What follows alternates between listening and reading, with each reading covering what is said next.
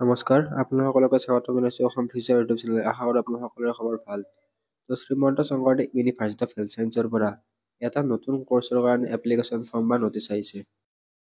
এইটো ভিডিঅ'ত Srimanta Sankardev university of health ছায়েন্সৰ পৰা অহা হস্পিটেল মেনেজমেণ্ট কৰ্চৰ মিনিমাম কোৱালিফিকেশ্যন কি, ইয়াৰে অনলাইন এপ্লাই কেনেকৈ কৰিব, বা হস্পিটেল মেনেজমেণ্ট কৰ্চটো কি কৰ্চ, আৰু ইয়াতে চিট কেপাচিটি কিমান আছে, বা এপ্লিকেশ্যন ফৰ্ম কেনেকৈ দিব, এই সকলোবিলাক তথ্য আলোচনা কৰিম।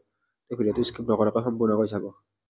মাষ্টাৰ অফ হস্পিটেল এডমিনিষ্ট্ৰেশ্যন বা হস্পিটেল মেনেজমেণ্ট এই কৰ্চটো পোষ্ট গ্ৰেজুৱেশ্যন বা স্নাতকোত্তৰ ডিগ্ৰী হয়, স্নাতকোত্তৰ কৰ্চ হয়, যিয়ে ছাত্ৰ ছাত্ৰীসকলক স্বাস্থ্যসেৱা প্ৰতিষ্ঠানসমূহ পৰিচালনা আৰু ব্যৱস্থাপনাৰ বাবে প্ৰয়োজনীয় দক্ষতা আৰু জ্ঞান প্ৰদান কৰে। এই কৰ্চটো স্পেচিয়েলি তেওঁলোকলৈকে বনোৱা হৈছে বা তেওঁলোকৰ কাৰণে উপযোগী। যিসকলে হস্পিটেল, ক্লিনিক, ফাৰ্মাচিউটিকেল কোম্পানী আৰু অন্যান্য স্বাস্থ্যসেৱা সংগঠনৰ নেতৃত্বৰ পদ লৈ আগবাঢ়িব বিচাৰে। এতিয়া Srimanta Sankardev university of health ছায়েন্সৰ পৰা যিখন নটিচ দিছে, সেই নটিচখন চাই Srimanta Sankardev university of health ছায়েন্সৰ অফিচিয়েল ৱেবছাইটৰ পৰা ডাউনলোড কৰিব পাৰিব। অফিচিয়েল ৱেবছাইটত হোৱাৰ পিছত এনেকুৱা ধৰণে ইণ্টাৰফেচ দেখিবলৈ পাব। ইয়াতে নটিচখন ইয়াতে দিয়া আছে। পিছত notice master of hospital management under SSVHS। ইয়াতে ক্লিক কৰিব। ইয়াতে ক্লিক কৰাৰ পিছত ডাউনলোড নটিচত ক্লিক কৰিব লাগিব। নটিচখন আহি যাব।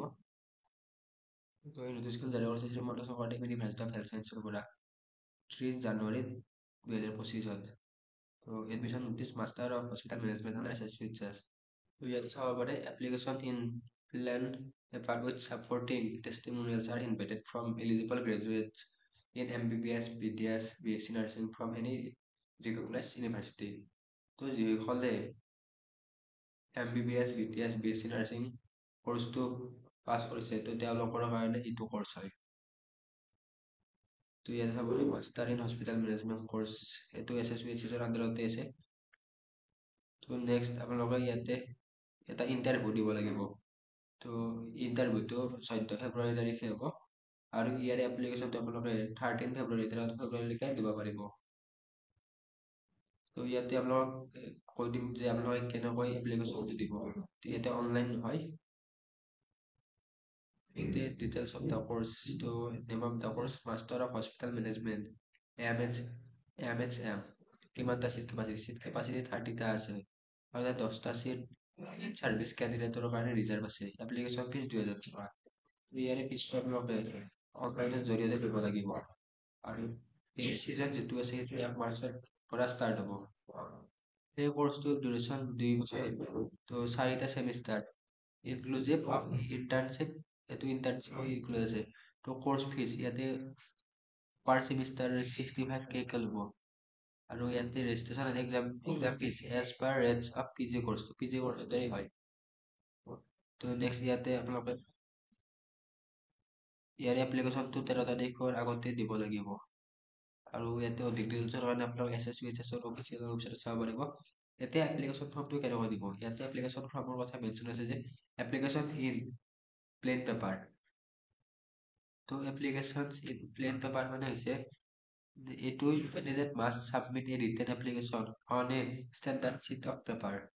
এইটো অফিচিয়েলি ইউনিভাৰ্চিটি ফৰ্ম নহয়, not an official university form. আপোনালোকে নিজে এখন সাধাৰণ কাগজত প্লেন পেপাৰত লিখিত আবেদনত দিব লাগিব। এপ্লিকেশ্যনখন আপোনালোকে লিখিত আবেদনত দিব লাগিব।